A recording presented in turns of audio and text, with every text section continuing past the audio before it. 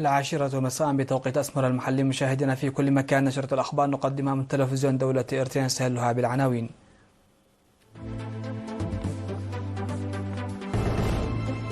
ورود برقيات التهاني بالذكرى الثالثة والثلاثين لعيد الاستقلال. تنظيم برنامج ليرفرف عالمي في لندن بمناسبة أعياد الاستقلال. الخدمات الأكاديمية في لوغعان ستساهم في ازدياد مشاركة المرأة في التعليم.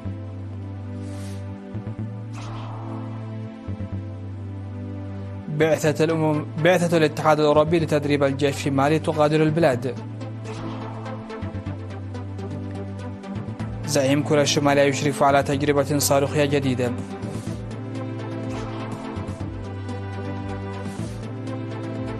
واشتباكات حدودية بين الجيش الباكستاني وطالبان الأفغانية.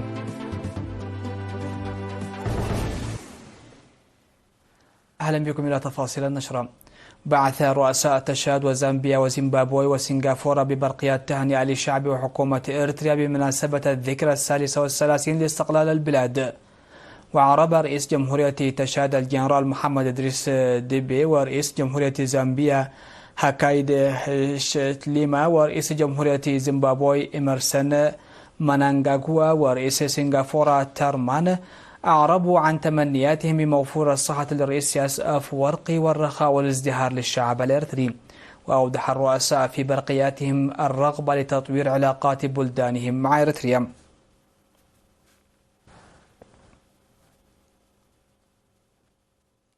نظم عرضا فنيا شعبيا في 17 من مايو في سينما سقالة مصوع بمناسبة أعياد الاستقلال. كما نظم نفير نظافة واسع يوم 18 من مايو في حاضرة إقليم شمال البحر الأحمر مدينة مصوع.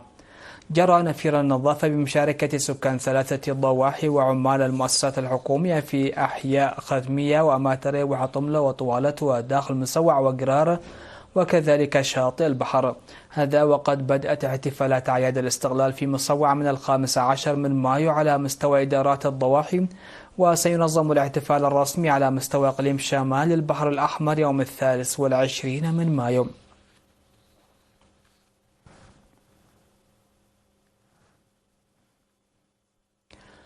نظم الإريتريون المقيمون في لندن البريطانية يوم 18 من مايو برنامج ليرفرف عالمي في الشوارع الرئيسية للمدينة بمناسبة الذكرى السادسة والثلاثين لاحتفالات أعياد الاستقلال.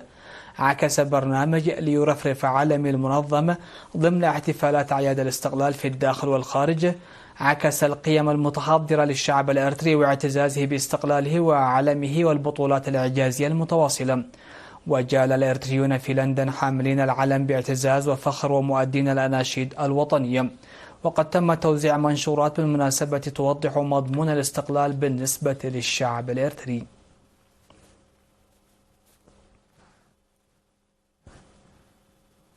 أفاد مكتب التعليم في مديرية لوغعان سبا بأن توسع الخدمات التعليمية ساهم في ازدياد مشاركة المرأة في التعليم.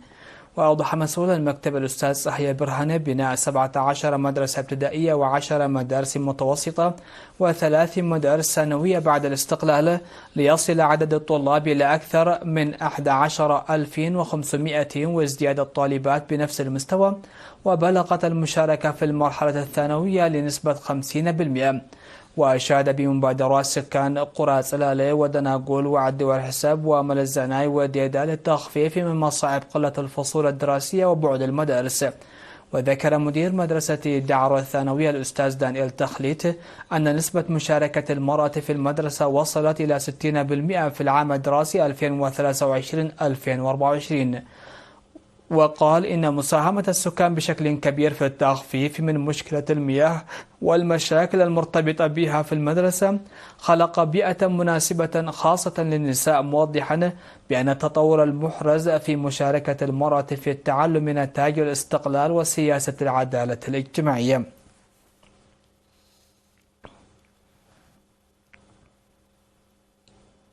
يقوم المزارعون في ضاحيتي أقرع وأبيلو في مدينة نافا بالاستعدادات بمساندة الجرارات لتمهيد الأراضي الزراعية وتدريجها منذ شهر أبريل المنصرم. وأوضح السكان أن المهام الجارية بالنفير تشمل إصلاح الحواجز التحويلية والتمهيد والحرث وإزالة الطمي من قنوات توزيع المياه. وذكر بأن توفير الجرارات مسبقا بأسعار مناسبة هذا العام ساعد في تمهيد وحرث مزارعهم قبل حلول موسم الأمطار. وأفادوا بأنهم نفذوا بالفعل أنشطة فعالة للحفاظ على المياه والتربة لمنع الانجراف ورفع الإنتاجية. من ناحية أخرى، طالب المستفيدون من المزارع الجماعية في مديرية الدبار للدفع بالأنشطة الزراعية التي ينظمها المجتمع في مزارع أسر الشهداء والمحتاجين طالبوا لفعاليتها. وأشادوا بخدمات الحراثة التي تقدمها مؤسسة المواشي والقلال بأسعار مناسبة، منادين الحكومة على تزويدهم بالبذور لتضرر محصولهم العام الماضي بالأمطار التي هطلت متأخرا. وأوضح مسؤول قسم توزيع الجرارات والآليات بمؤسسة المواشي والقلال السيد موسى عمر أن البرنامج الذي بدأ منذ شهر مارس ينفذ بمنح الأولوية لأسر الشهداء والمرابطين والمحتاجين، ونفذ منه حوالي الثلث حتى الآن. وقال إن برنامج الحرث والتمهيد يقدم بسعر 175 نافة في الساعة.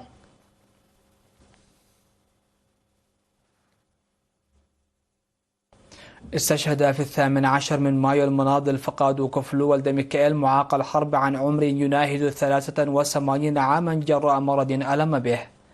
التحق المناضل فقاد بصفوف جبهة التحرير الإريترية في أبريل 1974 وانضم في شهر يوليو 1977 إلى الجبهة الشعبية لتحرير إريتريا وخدم في التنظيمين في القوات المقاتلة.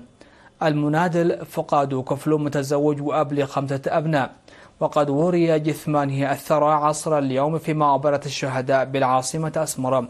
وتعرب وزارة العمل والرعاية الاجتماعية عن بالغ حزنها لاستشهاد المناضل فقاد كفلو وتقدم تعازيها لأسرته ورفاقه.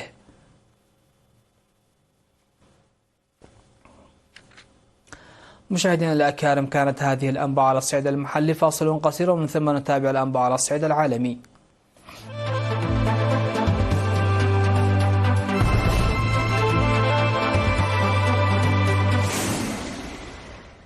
أهلا بكم على الصعيد العالمي. أعلنت بعثة الاتحاد الأوروبي العسكرية للمساهمة في تدريب القوات المسلحة المالية أنها أنهت بشكل رسمي وجودها الذي استمر 11 عاما في الدولة الواقعة في غرب إفريقيا بعد ما أعلنت بروكسل الأسبوع الماضي عدم تمديد تفويض البعثة.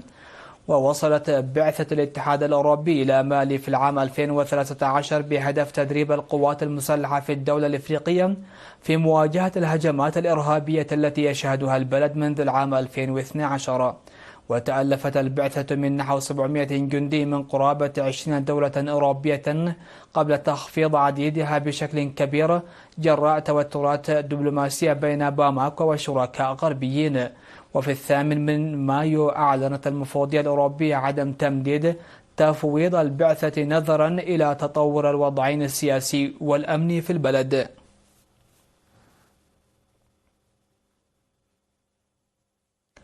أفادت وكالة الأنباء المركزية لكوريا الشمالية بأن الزعيم كيم جون أون أمر بتسريع إنتاج الأسلحة النووية لتعزيز قوة البلاد النووية بوتيرة أسرع. وجاء ذلك في نفس اليوم الذي أشرف فيه كيم على اختبار صاروخ باليستي تكتيكي جديد مزود بتكنولوجيا توجيه متقدمة. وأوضحت الوكالة أن كيم أصدر هذا الأمر خلال زيارته لمصنع أسلحة، مشيرا إلى ضرورة التعامل مع المواجهة العسكرية الطائشة للأعداء وتعزيز الردع الحرب النووية. وأكد كيم أن هذا النهج سيبث الخوف في نفوس الأعداء من القدرات القتالية النووية لكوريا الشمالية.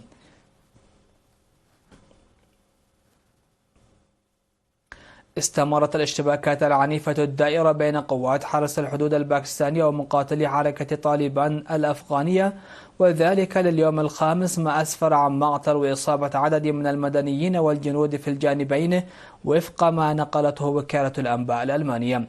وأفادت قناة طلوع نيوز الإخبارية الأفغانية بمقتل 4 أطفال وامرأة على الأقل في أفغانستان جراء إصابتهم بصاروخ. أفادت تقارير بأنه تم إطلاقه من الجانب الباكستاني.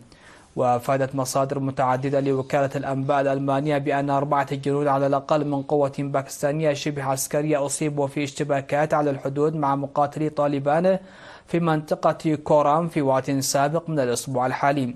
وقال أحد المصادر إن الاشتباكات بدأت عندما اقتحم مسلحو طالبان الأفغانية قرى باكستانية وهاجموا المدنيين قبل أن تتم مطاردتهم.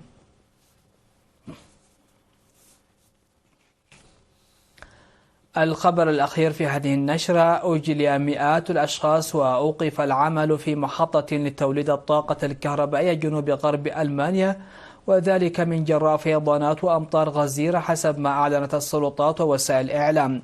وارتفع منسوب المياه بشكل سريع في ولاية زارلاند الحدودية مع فرنسا، حيث تواجه مقاطعة موسيل بدورها فيضانات بعد تساقط أمطار غزيرة. ودعا مكتب الدفاع المدني في زارلاند السكان إلى أخذ أعلى درجات الحيطة والحذر وتفادي النزول إلى أقبية المنازل، خصوصا بعد انهيار جزء من حاجز مائي في بلدة كفيرشيد. وتحدثت صحيفة بيلد الألمانية عن فيضانات لم يشهد لها مثيل خلال قرن مع استمرار ارتفاع منسوب المياه.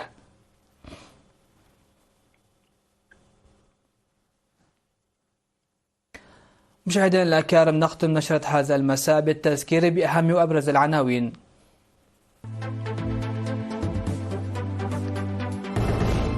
ورود برقيات التهاني بالذكرى 36 لعيد الاستقلال.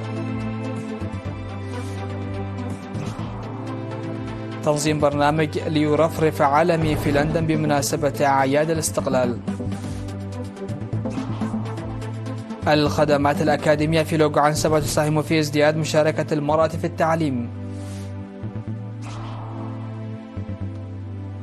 بعثة الاتحاد الأوروبي لتدريب الجيش في مالي تغادر البلاد. وزعيم كوريا الشمالية يشرف على تجربة صاروخية جديدة. واشتباكات حدودية بين الجيش الباكستاني وطالبان الأفغانية. سادتي سيدات، هكذا نكون قد وصلنا وإياكم إلى نهاية نشرة هذا المساء. هذه تحيات الفريق العامل، ودمتم في أمان الله.